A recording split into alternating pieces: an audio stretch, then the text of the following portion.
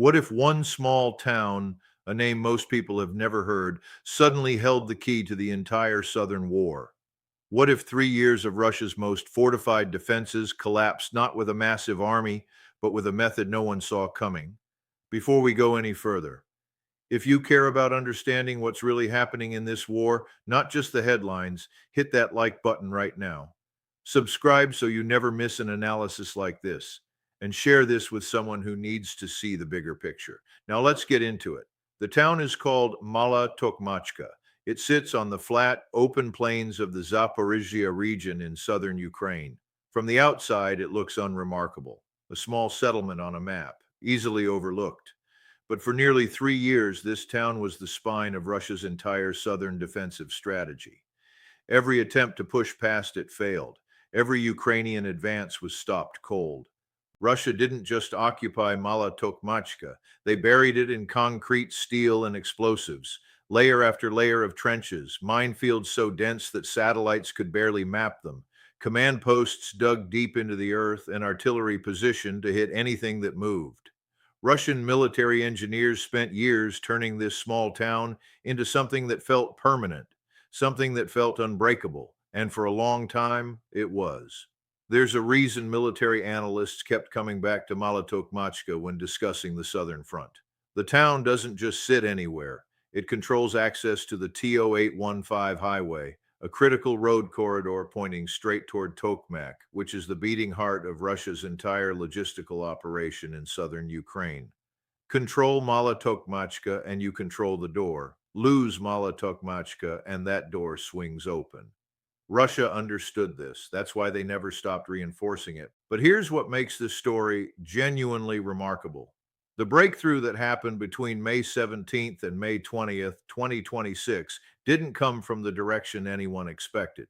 It didn't arrive with the roar of tanks rolling forward or the thunder of a massive artillery barrage. It came quietly, methodically. And when it was done, 3 years of Russian military investment had effectively been erased in under 4 days. To understand why this matters so much, you have to go back to 2023. That summer, Ukraine launched what became known as its major southern offensive. The goal was clear: punch through Russian lines in Zaporizhzhia, push south, and ultimately threaten Russia's land connection to Crimea. Ukraine had Western armor. It had trained brigades. It had momentum from earlier battlefield successes. The spearhead of that effort was the 47th Mechanized Brigade, one of Ukraine's best at the time. They were equipped with some of the most advanced hardware Ukraine had ever fielded: German Leopard 2 tanks, American Bradley infantry fighting vehicles, modern optics, training from NATO instructors, and high morale heading into battle. They hit the minefields around Mala Tokmachka. What followed was painful. The minefields weren't just dense, they were designed specifically to defeat armored vehicles. Tanks that cost millions of dollars were immobilized in fields they couldn't cross. Infantry advancing to support them came under artillery fire. The 47th took losses that shocked observers. Ukraine advanced several kilometers, but the cost was enormous, and the breakthrough never came. Mala Tokmachka held. The world moved on. The front lines in Zaporizhzhia stiffened into something resembling a stalemate. Months passed, then more months. Russia kept reinforcing. Ukraine kept probing. Nothing fundamentally changed on that axis for nearly 2 years. But something was changing beneath the surface, quietly, methodically, in the way that actually decides wars. Ukraine was learning. Every failed assault was studied. Every piece of lost equipment was analyzed.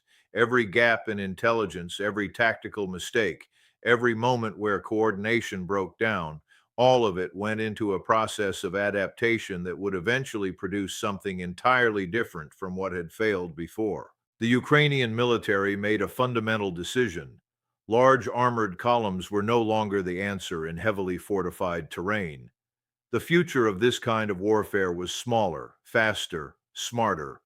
Unmanned systems, electronic warfare, precision fires married to real-time intelligence, small infantry teams that could move inside the chaos of a battlefield without being detected until it was too late. This shift didn't happen overnight. It took time, resources, and painful trial and error. But by spring 2026, Ukraine had built something genuinely new, a different kind of fighting force for a different kind of problem. When May 17th arrived, it was the 118th Mechanized Brigade, not the 47th, that stepped forward for the final operation against Mala Tokmachka. The difference between what they brought to the fight and what had been tried before was not just tactical, it was philosophical. The operation didn't open with artillery, it opened with silence. Drone teams launched reconnaissance platforms that were nearly invisible, small, quiet, flying at altitudes where they were almost impossible to detect from the ground. These weren't just surveillance drones. They were equipped with advanced thermal imaging and optical sensors capable of building detailed three-dimensional maps of what was happening on the ground below. Every Russian position in and around Mala Tokmachka was being cataloged in real time. Russian command posts, hidden artillery batteries, camouflaged ammunition dumps, troop concentration points, logistics nodes. Every piece of the defensive puzzle was identified, tagged, and fed into Ukrainian planning systems with a level of precision that simply hadn't been possible during the 2023 offensive. Then came the second phase, and this is where it gets genuinely interesting from a military technology standpoint. Ukraine activated electronic warfare systems designed to do something specific: blind Russia's communications, not just disrupt them, sever them. The jamming targeted the radio frequencies that Russian forward units used to talk to their rear command centers. It targeted the tactical radar networks that gave Russian artillery its eyes. In the span of minutes, the carefully constructed command structure that Russian forces had spent years building around Mala Tokmachka started going dark. Think about what that means for soldiers on the ground. You're in a fortified position, you've been trained for this, you know your job, but suddenly you can't reach your commander. You can't call for artillery support. You don't know if the units on your flanks are still holding. You don't know if the threat you're hearing is a probe or a full assault. You're isolated. And in that isolation, even trained, experienced soldiers start making decisions that unravel coordinated defense. Military doctrine has a name for this. It's called operational isolation, and it's considered one of the most dangerous conditions an army can find itself in. Russia's forces at Mala Tokmachka found themselves there within hours of the operation beginning. With communications cut, Ukrainian artillery opened up. But unlike the broad preparatory barrages of older warfare, these strikes were surgical. The targets weren't random. Every coordinate had been selected from the intelligence gathered by the drones. Ammunition storage points, electronic warfare vehicles, communication relays. The precision strikes didn't just cause damage, they systematically dismantled Russia's ability to fight back in an organized way. And then the infantry came in. The 118th moved in small autonomous teams, not large formations that make easy targets on open ground. Small groups that could navigate through the rubble and complexity of urban terrain, isolate individual Russian defensive positions, and neutralize them one by one. This approach doesn't win by overwhelming numbers. It wins by removing Russia's ability to coordinate its numerical advantage. When you can't communicate with the unit next to you, when you don't know where your support is, when each position is being dealt with individually, numbers stop mattering as much. Russian forces at Mala Tokmachka tried to hold. Elements of the 58th Combined Arms Army, responsible for that stretch of the front, could not maintain cohesion under the simultaneous pressure from the air and ground. The 42nd Guards Motor Rifle Division, a formation with a long and storied history in Russian military lore, began to fragment. Units that couldn't coordinate couldn't conduct organized withdrawals. They just broke apart. Even Russia's elite airborne VDV units, deployed in the area as a crisis response force, couldn't stabilize the situation. The 71st and 291st Motor Rifle Regiments took heavy losses and were pushed south. By May 20th, the Ukrainian flag was flying over Mala Tokmachka, and the neighboring settlement of Bilohirya on the eastern flank had also been secured through simultaneous operations. The door that had been locked for 3 years was open. Now, if you've made it this far and you're finding this valuable, here's a challenge for you. Don't just watch. think. Pause this right now and ask yourself, if this is what Ukraine can do in one small town, what does this mean for the next objective? And then come back, because what happens after Mala Tokmachka is where this story gets even bigger. The TO 815 highway is now under Ukrainian observation and partial control. That's not just a road, that's a line of advance pointing directly at Tokmak. And Tokmak is the name that every analyst watching the Southern Front has been circling on their maps for years.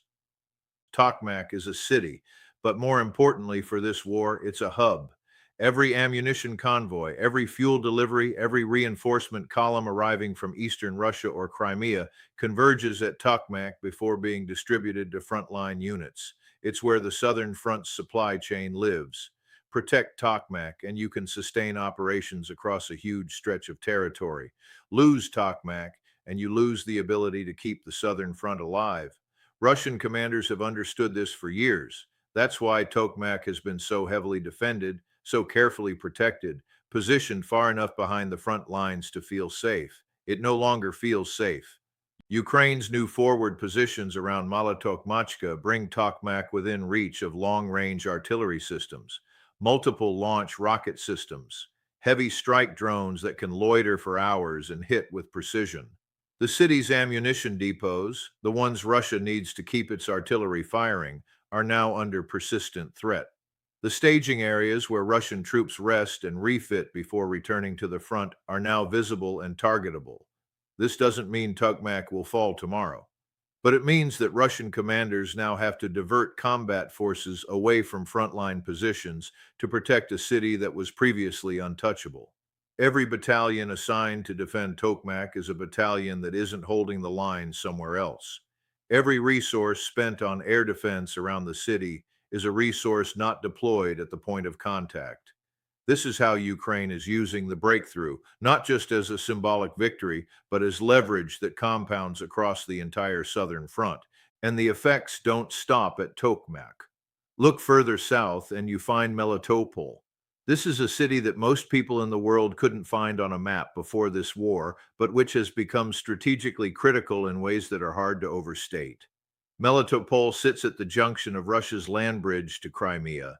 It's where the major rail lines run. It's where the M14 highway passes through.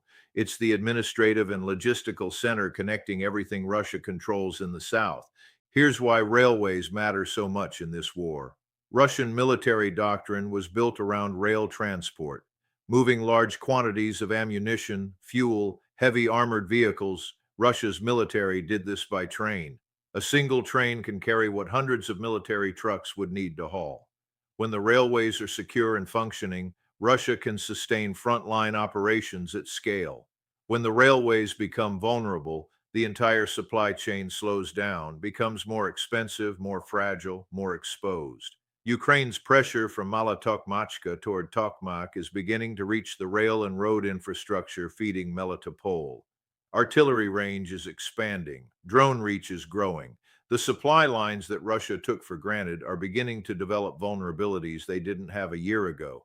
At the same time, Ukraine is applying pressure on a completely different axis, targeting the R280 highway, the long route that stretches from Rostov-on-Don through occupied Mariupol and Berdyansk, all the way to Crimea. Russian military logistics has been increasingly dependent on this road as other routes face more risk. Fuel tankers, ammunition convoys, troop transport, it all moves along this highway. Ukraine's long-range drone campaign has been turning it into something dangerous to use. FPV drones and autonomous strike systems have been targeting vehicles along this route with enough consistency that Russian occupation authorities in the area took an unusual step on May 21st. They publicly announced restrictions on civilian freight traffic along critical sections of the R280 route.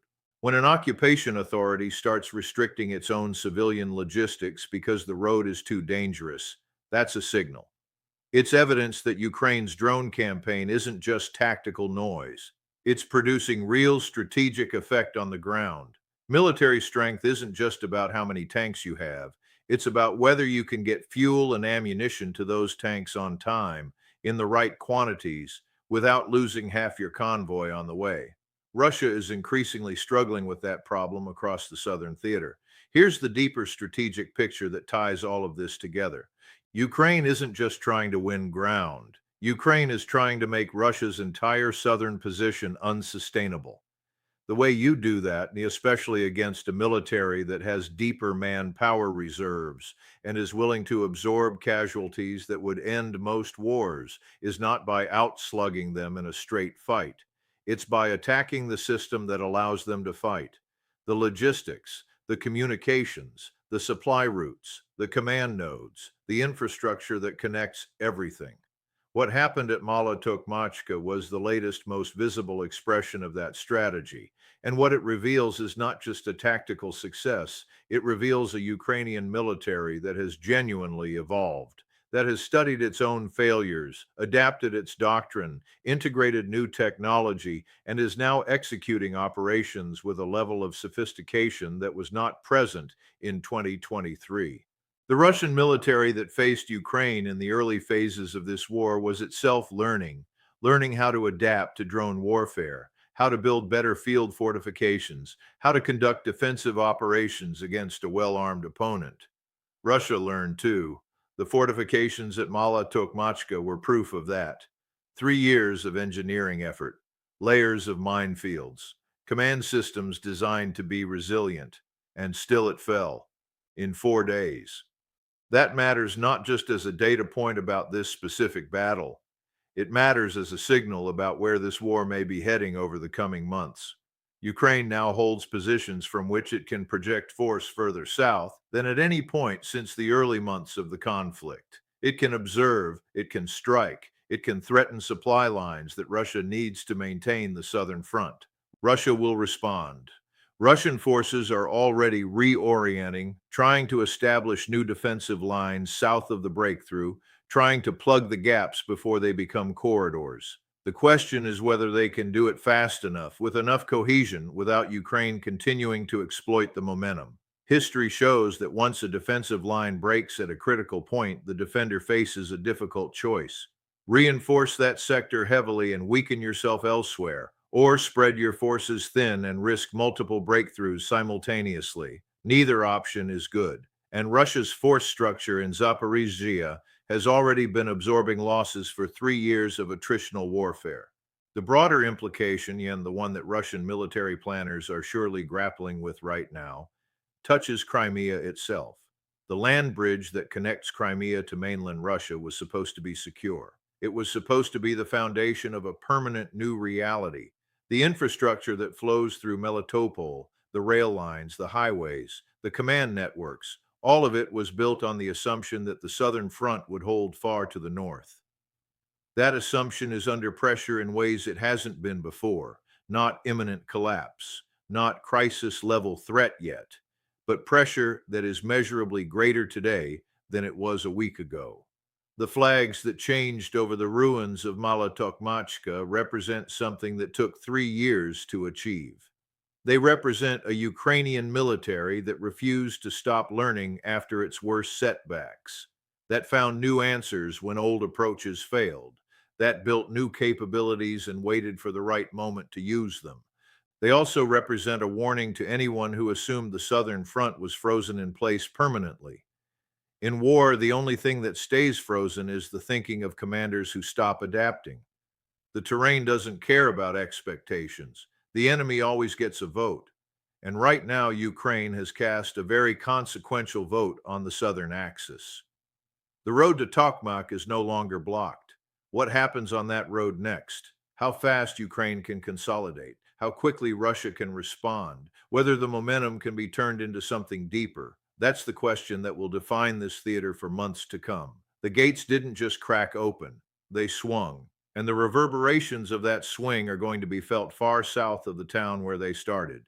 Before you go, drop your thoughts in the comments. Do you think Ukraine can push this momentum further, or will Russia manage to stabilize the line before this becomes something even larger? Tell me what you think below. Every perspective in there makes this community sharper, smarter, and more worth coming back to.